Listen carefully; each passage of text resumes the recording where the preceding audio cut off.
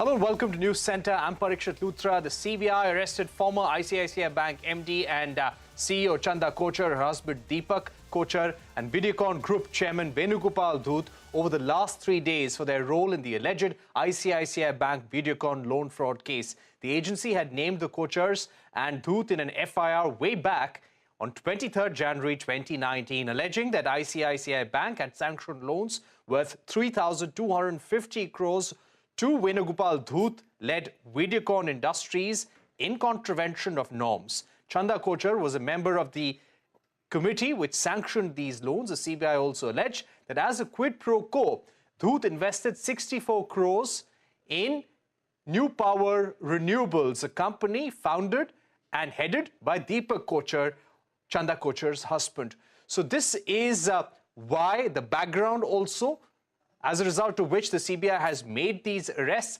To take this forward, I'm now joined by AP Singh, former CBI director, and HP Ranina, a corporate lawyer. Thank you very much for joining us today on CNBC-TV18. Mr. Singh, it was 4 years ago that this FIR was registered.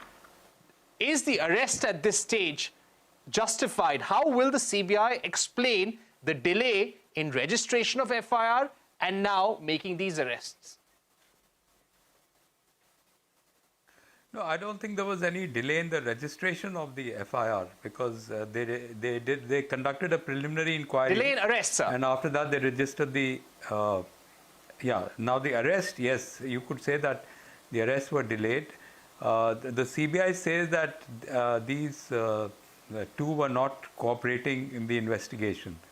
And I think that when they have taken Venu Dhoot's statement, which was a couple of days ago, and as your channel reports that he has agreed to turn an approver, so he may have spilled the beans and he may have told them a lot of things about how this whole fraud was conducted, and that is now the point where CBI wants to confront all three of them in police custody, in their custody, and then get to the truth of the whole scam. I mean, how did it take place?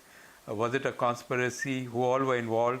Was Chanda Kochhar aware that her husband was doing this deal with Venu Dhoot at the time that all these loans were sanctioned?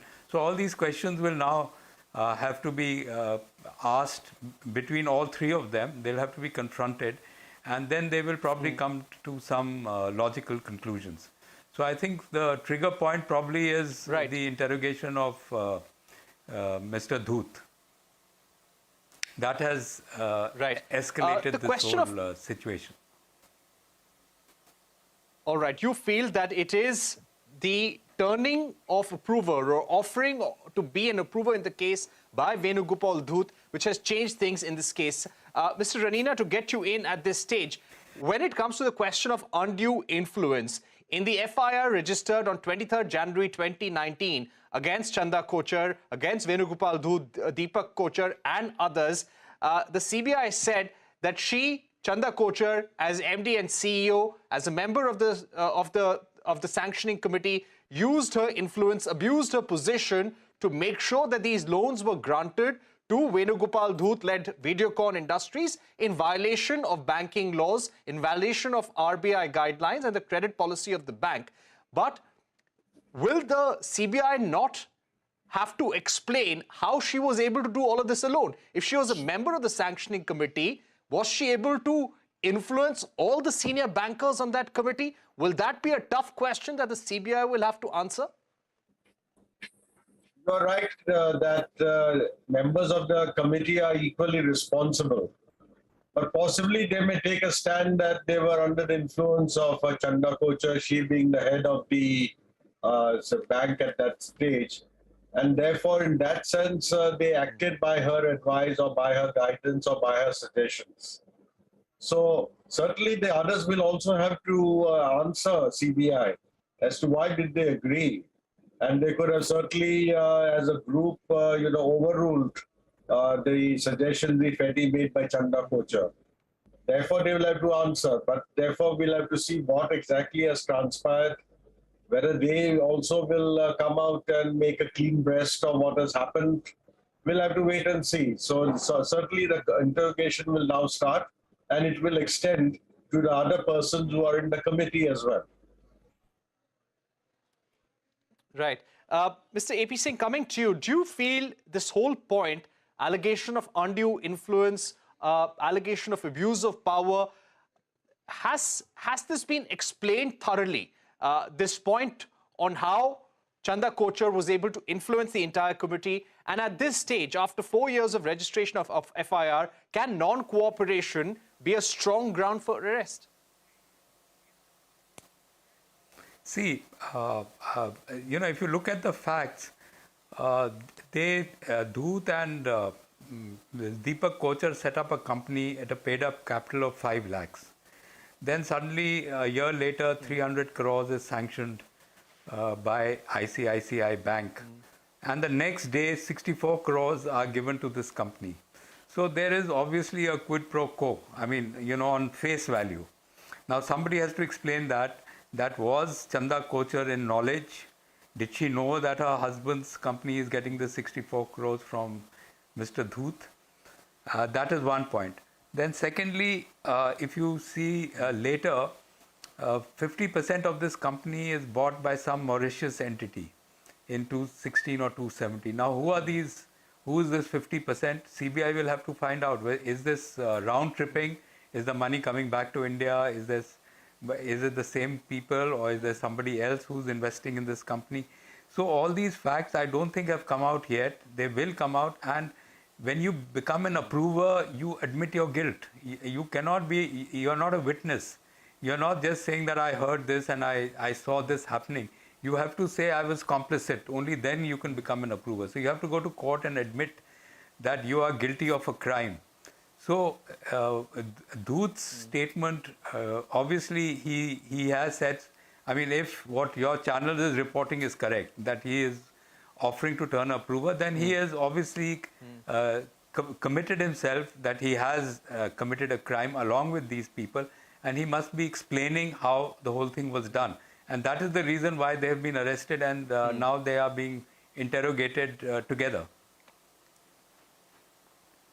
Right. Mr. Ranina, when it comes to quid pro quo, the FIR states that when New Power Renewable, that is Deepak Kochhar's company, was incorporated, Deepak Kochhar, VN Dhoot and Saurabh Dhoot were the first directors. VN Dhoot and Saurabh Dhoot had resigned later. So is there enough trail of evidence leading to quid pro quo in this case? I would think so, because it's a clear case of just setting up a company with a view to get the money and then quitting the company at a later point of time. Again, all this will have to be explained as to why did they quit the company so fast, what was the reason for it. There certainly is a lot of things. You see, one must understand there's something like circumstantial evidence, because you can't prove everything. But there are so many factors which will be weighed, which will be taken into account by a court before they come to a decision. So all these are factors which will certainly go against the Kochhars, because all the very fact that the money was given, the company was set up in such a short time, new company investors were brought in, again they resigned. All this is certainly going to go against them. And of course, if Mr. Dhoot himself admits to his guilt and makes a clean breast of what has happened, then there certainly will be a nail in the coffin of the Kochhars, and there's no way they can escape the hard end of the law. All right. Mr. Ranina, also to ask you, what were the violations of banking guidelines, of RBI norms, of the credit policy of ICICI Bank, which Chanda Kochhar violated? Well, there are several such guidelines of the RBI which requires the application should be vetted in a particular manner, that certain inquiries have to be made. All this is time consuming. As you know, normally it takes several months before a loan application is approved. And if in this case it was approved in a very short period of time, that itself raises eyebrows. But apart from that, there are a lot of guidelines of the RBI. They have this committee. The committee's report has to be considered. And once the money is paid, then obviously there has to be a monitoring of the amount which is spent out of the loan which is granted. So if monies have been siphoned to somebody which is not for the purpose of the business of the company to whom the loan has been granted, that itself will be violative of RBI guidelines. Right. Mr. Singh, to get you in at this stage, yes, Venugopal Dhoot has offered to be an approver in this case, but what about the timing of these arrests? This investigation was going on since January 2019. It was only last week that things gathered steam as far as the arrest of the three main characters in this case took place. Deepak Kochhar, Chanda Kochhar, and Venugopal Dhoot was arrested at 9 a.m. this morning. Any thoughts about the timing of this arrest? No, as I explained to you earlier, that I think Mr. Dhoot was called a few days ago, or maybe in the last 15 days, and that is the time when he must have said that, I want to be an approver, I want to give my statement, I want to tell you what actually happened.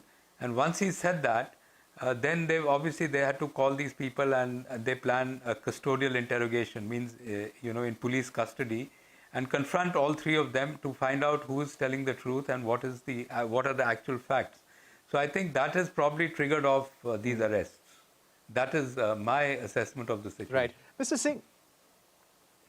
But Mr. Singh, when it comes to loan fraud, bank fraud cases of this kind, when you have four years which have really gone through, and the arrest is taking place after a substantial period of time from the date of filing of the FIR, what are some of the challenges that the prosecution can confront when the trial begins or while defending the arrest in court? No, I think the judge has accepted the CBI, whatever the CBI prosecutor has said, the judge has accepted it because he has given them police custody for 3 days or 4 days. So he has obviously accepted whatever points the CBI put up. And as I told you, that these arrests have probably been triggered off by Mr. Dhoot himself. And normally CBI does not arrest unless it's absolutely, essential. No, in white-collar crime, you normally don't arrest people. But in this case, as they say that the Kochhars have been non-cooperative, they've not been cooperating, they've not explained. Like I told you, half the money of this company has gone to Mauritius. Now, who were the people behind it? They have to explain how did that company happen, and then whatever Mr. Dhoot has said has to be corroborated by them. They have to either deny it or accept it.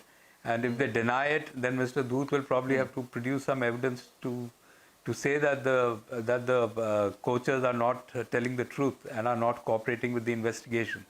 So I think a lot of facts must have come out in Mr. Dhoot's statement, which has led CBI to believe that whatever the Kochhars was saying was actually non-cooperation.